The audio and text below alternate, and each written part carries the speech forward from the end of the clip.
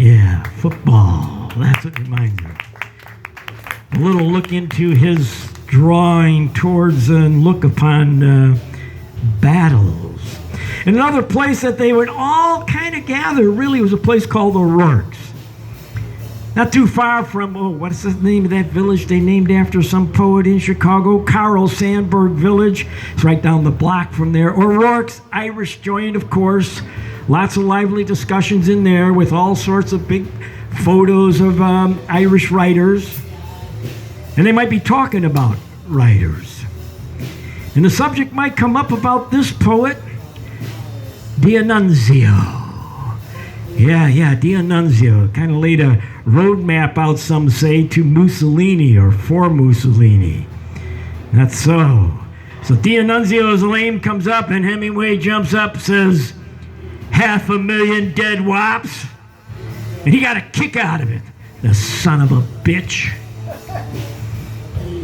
D'Annunzio, Chicago. And then maybe in Ricardo's. A little more subtlety, a little more calmness, talking, reflecting on things.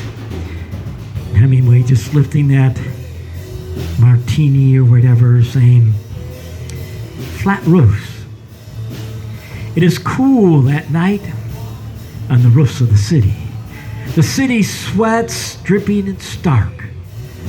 Maggots of life crawl in the hot loneliness of the city. Love curdles in the city. Love sorrows in the hot whisperings from the pavements. Love grows old, old with the oldness of sidewalks. It is cool at night on the roofs of the city. Flat Roofs by Ernest Hemingway, Chicago. And so on my own account, I want to recite one of my pieces. And it brings Papa into a little view.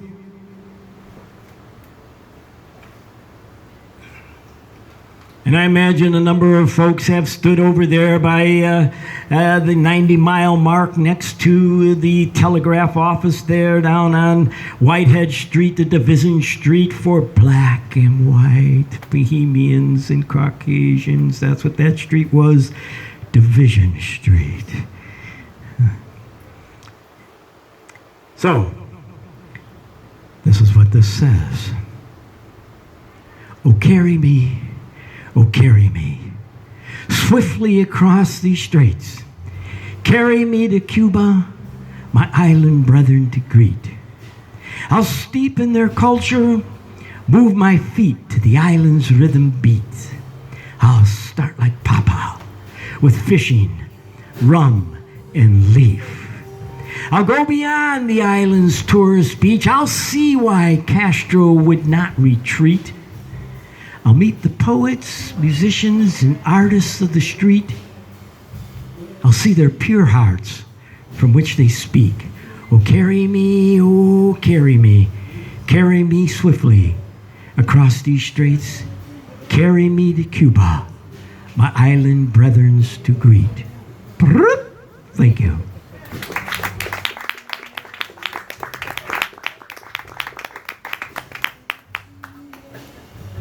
We'll take just a 2-3 minute intermission if anyone would like to grab a beverage.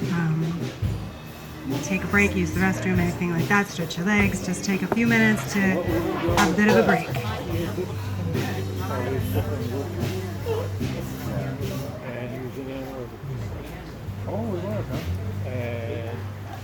Again, invite the poets, please enjoy some refreshments. And of course, the bar is open.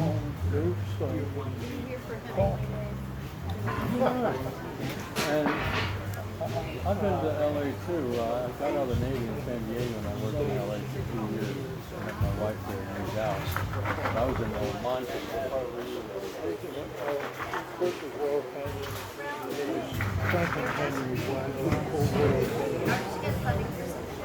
Where's that? West, yeah. I was east.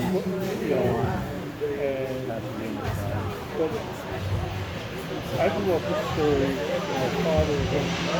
They had the equivalent of military parking in garage. They used to hold it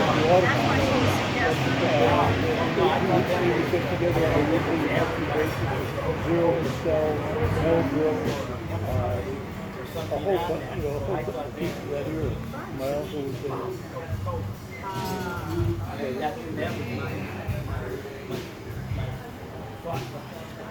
didn't appreciate the story at the time.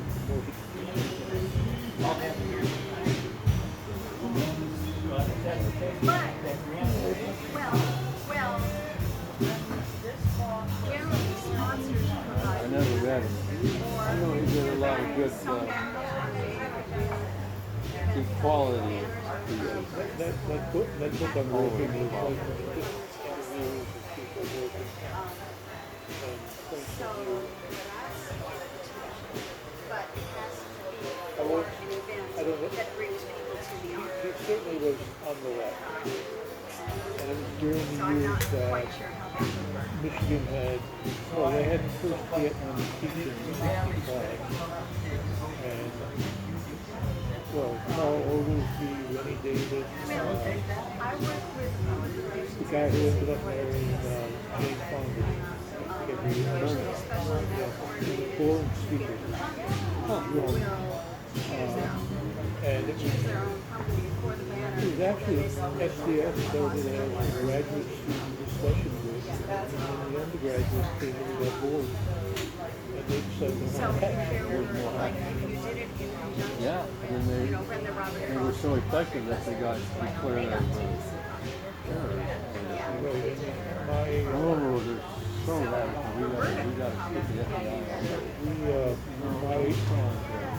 The secretary at our research study was a woman by the name of Diane Hall, who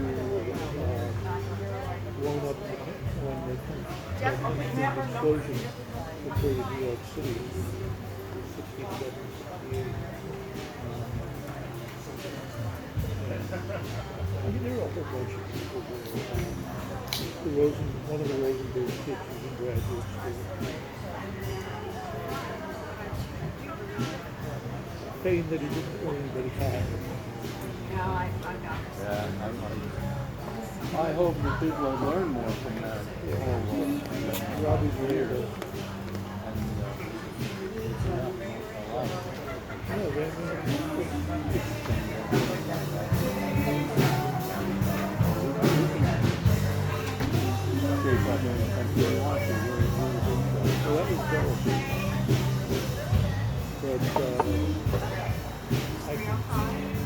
I was very fortunate. I took it on my shoulders 2 days before I got my Russian.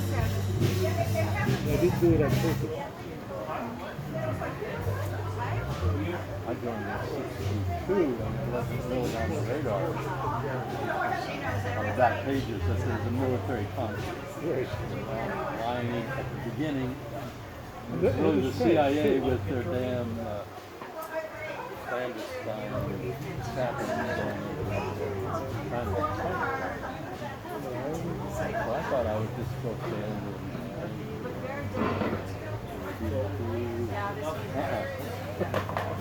He was from our school and Southeast Asia. I was pretty certain that I wouldn't have come back. But I did Yeah. Ladies and gentlemen, we're going to resume our programming. Please can stay and join us for the second portion of our event.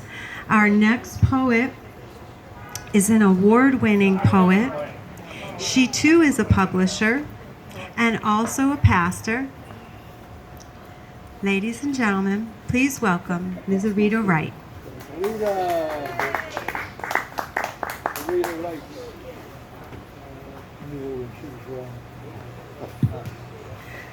Hemingway was one of my inspirations to move to Key West. It wasn't an easy decision, but because it was Hemingway country, that was the inspiration.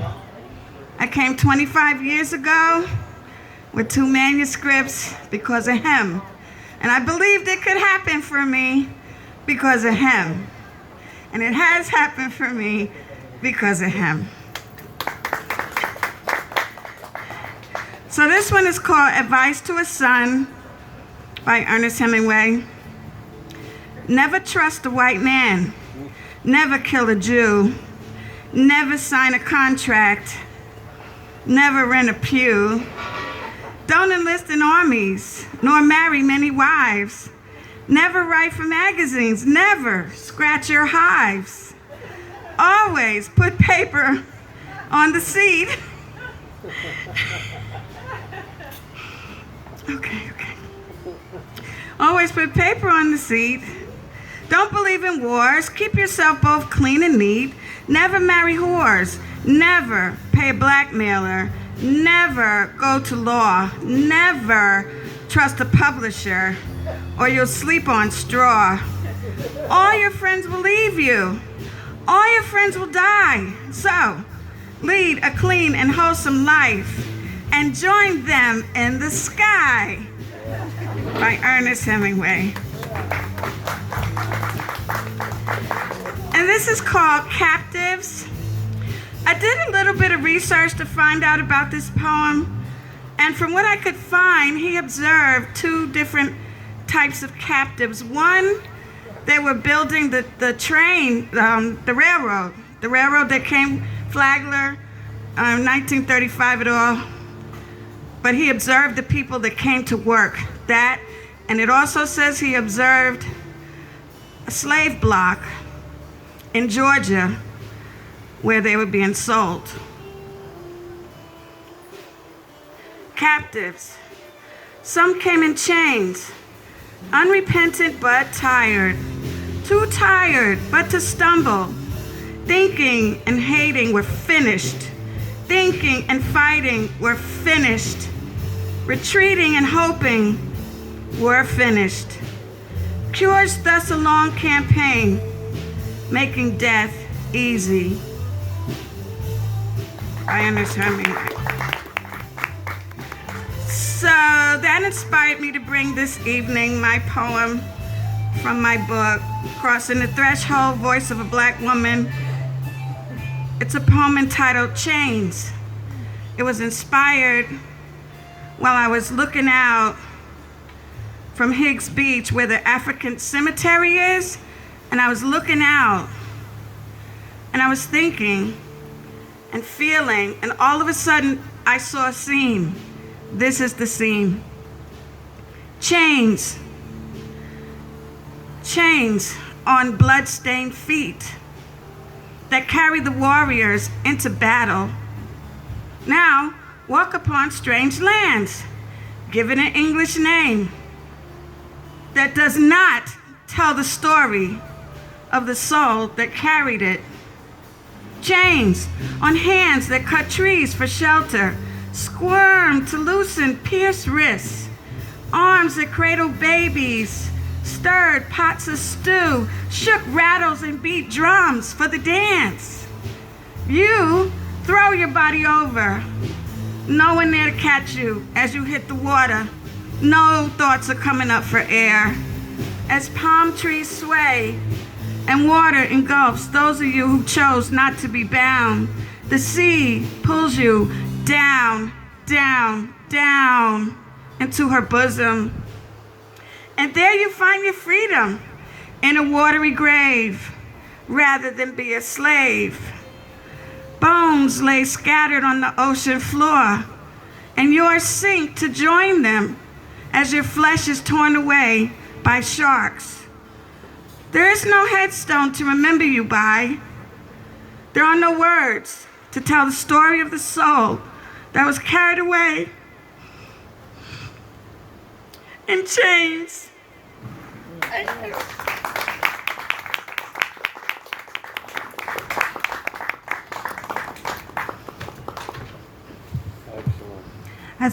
Thank you very much, Arita.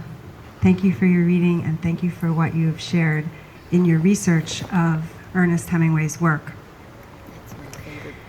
As Arita indicated, Ernest Hemingway observed human travesties, things like slavery, things like war. His Nobel Prize was won in 1956. He was born in 1899. He only lived for 5 years after he won the Nobel Prize. His work as we're seeing so far, as we continue to see, reflects this sort of tumultuous life. From his biography, from the book Complete Poems, after a short stint in the U.S. Army as a volunteer Red Cross ambulance driver in Italy, Hemingway moved to Paris, and it was here that Hemingway began his well-documented career as a novelist. Hemingway's first collection of short stories and vignettes, entitled In Our Time, was published in 1925, almost 100 years ago. His first major novel, The Sun Also Rises, the story of American and English expatriates in Paris and on an excursion to Pamplona, immediately established him as one of the great prose stylists and preeminent writers of his time. In his book, Hemingway quotes Gertrude Stein, "You are all a lost generation," thereby labeling himself and other expatriate writers, including F. Scott Fitzgerald, T.S. Eliot, and Ford Madox Ford. Our next poet is Michael Hayes. Michael is relatively new to the Guild, and I ask you to please welcome him to the stage. This is his first time joining us for Papa's Poems.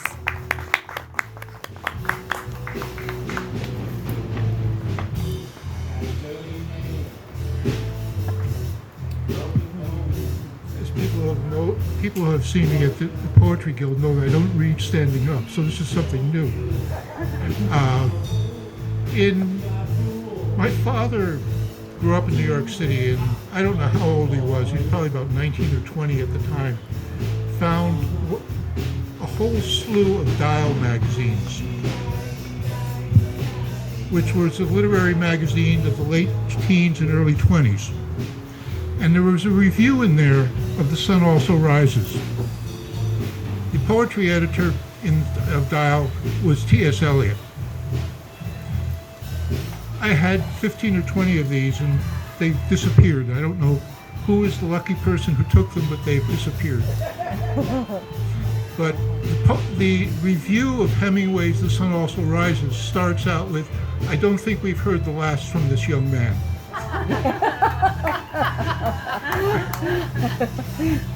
The reviewer was correct. I'm going to read a couple of short poems. I think the two of them reflect more of an inner feeling and a distrust and hatred of war and just people in general. The first one is called Shock Troops. Michael, Yes, stay close to the microphone. I'll get closer. Thank you. All right. We have to be able to hear you. Do I have to start over and remember what I said? No. Okay. All right. This is Shock Troops. Men went let me start over. Men went happily to death, but they were not the men who marched for years up to the line. These rode a few times and were gone, leaving a heritage of an obscene song.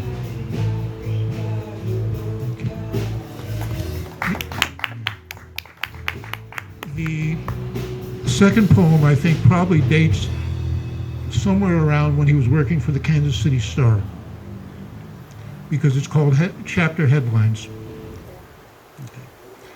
For we have thought the larger thoughts and gone the shorter way, and we have danced to the devil's tunes, shivering home to pray, to serve one master in the night and another in the day.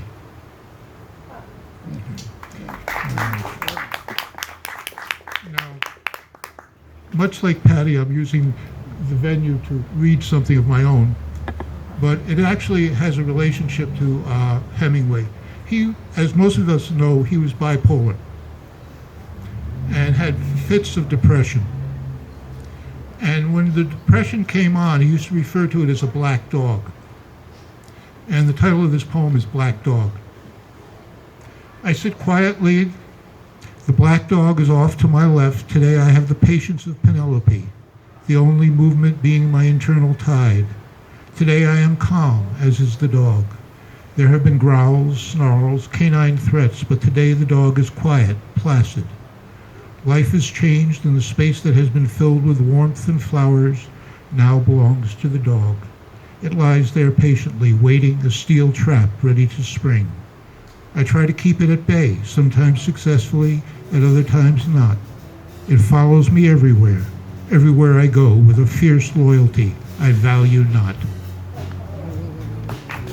Thank you. Well, I guess I can read standing up.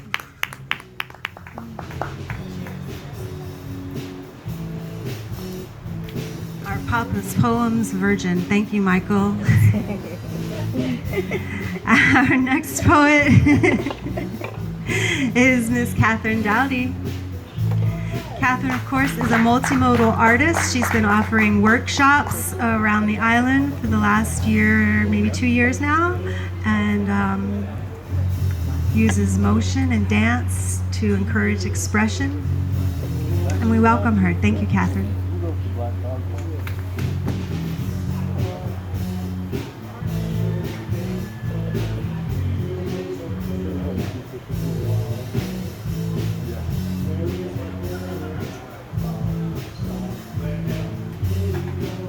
Thank you, Vicki, everyone.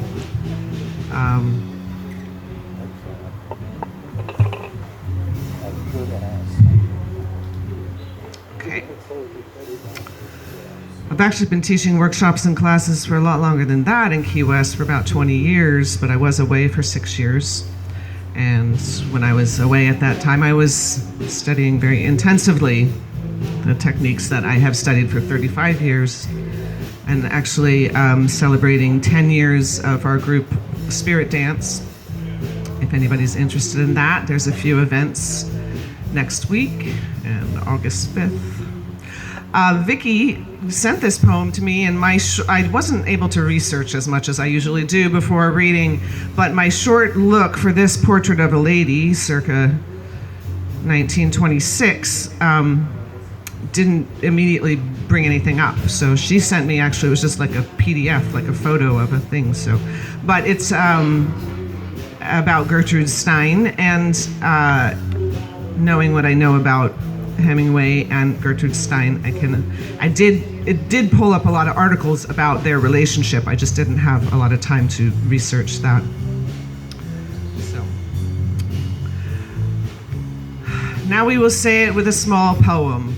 A poem that will not be good, a poem that will be easy to laugh away and will not mean anything, a mean poem, a poem written by a man with a grudge, a poem written by a boy who is envious, a poem written by someone who used to come to dinner, not a nice poem, a poem that does not mention the Sitwells, a poem that has never been in England, a small poem to hurt one's feelings, a poem in which there are no crows, a poem in which nobody dies, a small poem that does not say it about love, a poem written by someone who does not know any better, a poem that is envious, a poem that is cheap, a poem that is not worth writing, a poem that why are such poems written, a poem that is a poem that we had better write, a poem that could be better written, a poem that states something everyone knows, a poem that states something that people have not thought of, an insignificant poem, a poem or not. Gertrude Stein was never crazy. Gertrude Stein was never lazy. Now that that is all over, perhaps it made a great difference if it was something that you cared about.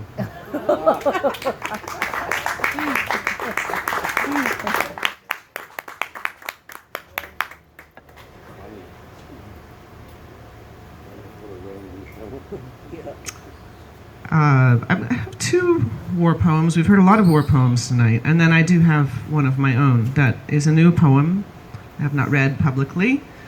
And I've been working on it for about 6 months. And this felt like an appropriate time. I finished it a couple months ago, but I've been working, I finished the bulk of it a couple months ago. So two short Hemingway poems Champs d'honneur. Again, I didn't have a lot of time to research, so maybe my pronunciation with some of these. But. Soldiers never do die well. Crosses mark the places, wooden crosses where they fell. Stuck above their faces, soldiers pitch and cough and twitch. All the world roars, red and black. Soldiers smother in a ditch, choking through the whole attack.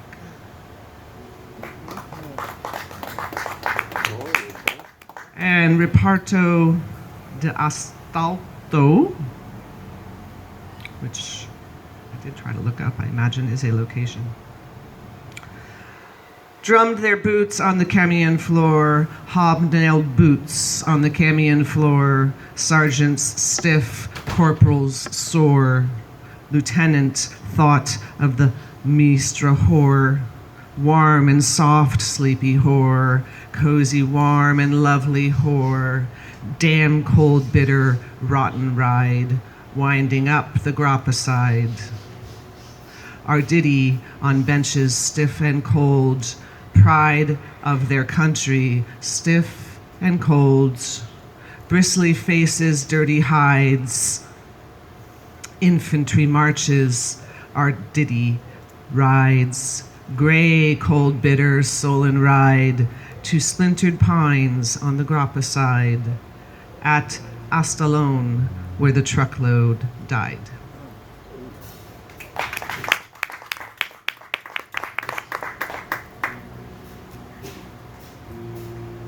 So as always, I invite people to let things land in their body. It's one of the things I do in my work quite a bit, so just seeing where it lands in your body. I don't know if I can say that I hate war. It's interesting because a couple people said that tonight, or it's very interesting. So this poem is, I call that Peace. It's the title that I'm currently working with. There's a few other ones. I call that Peace. I cherish the moments I feel unconflicted. I do not have a fearing I am being warred upon. I am not hearing news of a city holding, losing, laying in rubble, people, prisoners, their body parts slowly cut off until they die, their parts strung onto necklaces worn by other humans, pillaging, hunger, ecstasy, raping, shell shock, love.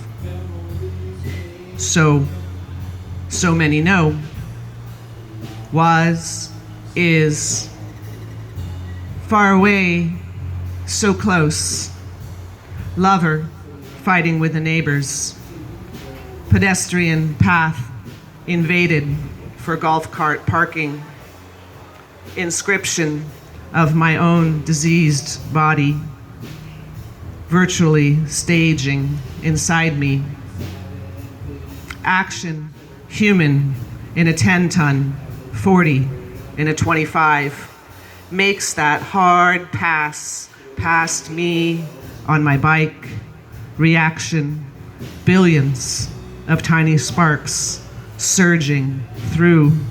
Who do you think is gonna win that fight, shouted or implied? I cherish the moments. Milkweed, multicolored fibers forced and filtered, pressed hotly together, tatters of string and ribbon tied onto fences and trees. I gather them all, tucking them into a soft cloth sack. I know I can't afford to waste a thing. When it is enough, I take mortar and pestle from the windowsill, rubbing, pounding, pummeling, chewing the toughest pieces. The ribbons, though colorful, seem tasteless. I form 3 soft clouds: sunset, sunrise, and glow. Spindle and distaff come down from the highest shelf, pulling, spinning, teasing them into a continuous strand. As I slowly walk these streets, wondering what the hell on earth I'm doing. When it is all too much, I sit and wind the strand into a ball. Often it breaks. I end up with a pile of pieces that seem too short to use. I tie them back together and keep winding. I know I cannot afford to waste a thing. I bring the ball to my mother and beg her to knit me a sweater, to take her needle and thread and sew me back together. Sew it all back together. She sighs deeply and says, "I can mend it, but it will never be the same. You cannot go back. You can only keep going." So I do.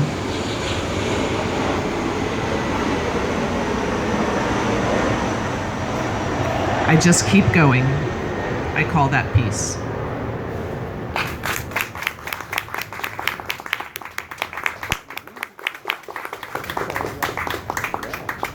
Thank you, everyone. Great event.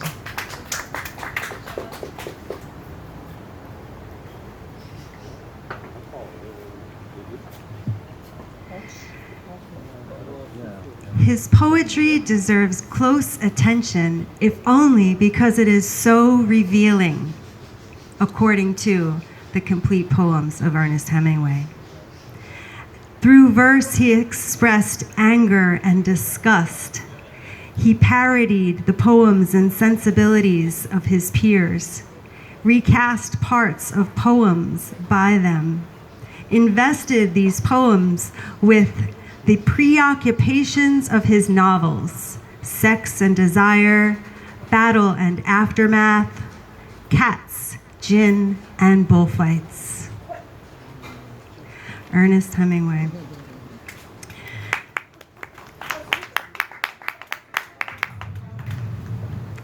I have one poem by Ernest Hemingway. Our program now goes to a poet by the name of Tony Klein. Tony Klein has also been with the Poetry Guild for quite some time, from its origins perhaps. But he was unable to attend this evening. So I will be offering